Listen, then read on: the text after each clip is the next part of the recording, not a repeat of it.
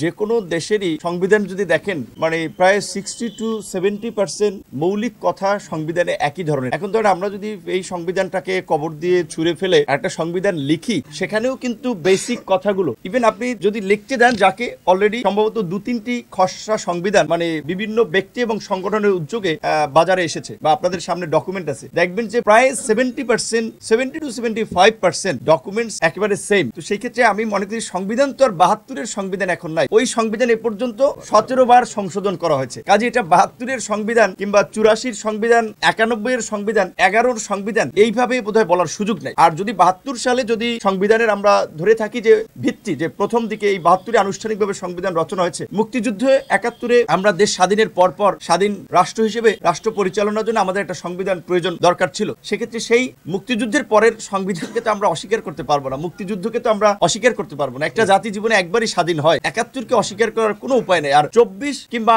18 কিংবা 90 এর সাথে কিন্তু 71-এর তুলনা হয় না। 71 আমাদের জন্ম হয়ে পরবর্তী ধাপগুলো আমাদের বিকাশের পথ। কাজেই সেই ক্ষেত্রে 71-এর সাথে কোনো কিছুর তুলনা করা চলে না। সংবিধানের সংশোধনের বেশ কিছু প্রয়োজনীয়তা আমরা উপলব্ধি করেছি, রাজনৈতিক দলগুলো আলাপ আলোচনা করে তাদের মতামত সংবিধান সংস্কার কমিটির কাছে দিয়েছে। আশা করি সেটা একটা বাস্তবায়ন আমরা দেখতে পাবো। আরেকটি কথা আপনাদেরকে বিনয়ের সাথেই বলি, বিকজ আমরা একেবারেই তরুণ এবং আন্দোলন সংগ্রামের মধ্যে দিয়ে উঠে আসায় আমরা লক্ষ্য করেছি যে আমাদের এই উত্থানের জন্য রাজনৈতিক একটা কণ্টকাকীর্ণ সময়ে, একটা প্রতিকূল সময়ে সাংবাদিকদের অত্যন্ত ইতিবাচক একটা ভূমিকা আমরা লক্ষ্য করেছি। এখন গণহারে যাকে তাকে ফ্যাসিবাদের দোসর, আওয়ামী লীগের দোসর বলে অনেক হাউসে আপনার চাকরিচ্যুত করার জন্য চাপ প্রয়োগ করা হচ্ছে, অনেক সাংবাদিককে মিথ্যা মামলা দেওয়া হচ্ছে ব্যক্তিগত স্বার্থের কারণে। এই ঘটনাগুলোর আমরা নিন্দা জানাই এবং সাংবাদিকদেরকে যেন হয়রানি না করা হয়। সচিবালয়ে প্রবেশ নিয়ে যে জটিলতা তৈরি হয়েছে সেখানেও যেন সাংবাদিকদের পরিপূর্ণ অ্যাক্সেস দিতে হবে। ফোর্থ স্টেট হিসেবে এখন গণমাধ্যমকে পরিপূর্ণ বিকাশ হতে হবে এবং স্বাধীন সাংবাদিকতা একটা নতুন পথ রচনা করতে হবে। সেই ক্ষেত্রে গণ অধিকার পরিষদ তাদেরকে সব ধরনের সহযোগিতা করবে এবং যেহেতু গণ অধিকার পরিষদ, যার সংক্ষিপ্ত নাম জিওপি, একটি নিবন্ধিত রাজনৈতিক দল, কাজেই আমরা আপনাদের প্রতি অনুরোধ করবো যে আপনারা পত্রিকায় অনেকে এতদিন যদি লিখছে যে মাঝে মাঝে, সবাই না, 2-1 এক অংশ বা এরকম একটা লিখছে, এরকম না লেখাটার অনুরোধ করবো। এবং একই সাথে আমাদের বিশেষ করে নিবন্ধিত একটা নাম, একই নামে কিন্তু একাধিক দল নিবন্ধিত না, একটা দলই নিবন্ধিত হয়। এবং আমাদের সহযোদ্ধা 2018 সালে তার অনেক অবদান রয়েছে।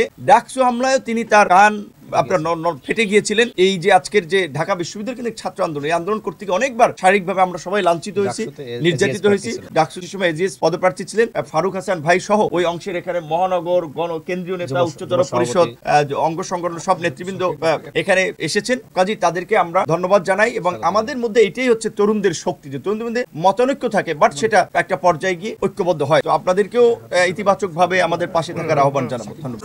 এই প্রক্রিয়ার সাথে অন্যতম দুজন ব্যক্তি যারা গুরুত্বপূর্ণ ভূমিকা পালন করেছেন তাদেরকে ধন্যবাদ জানাতে, একজন আমাদের উচ্চতর পরিষদের সদস্য আরিফ তালুকদার এই অংশের এবং আরেকজন ওই অংশের সদস্য এবং কেন্দ্রীয় নেতা সাকিব।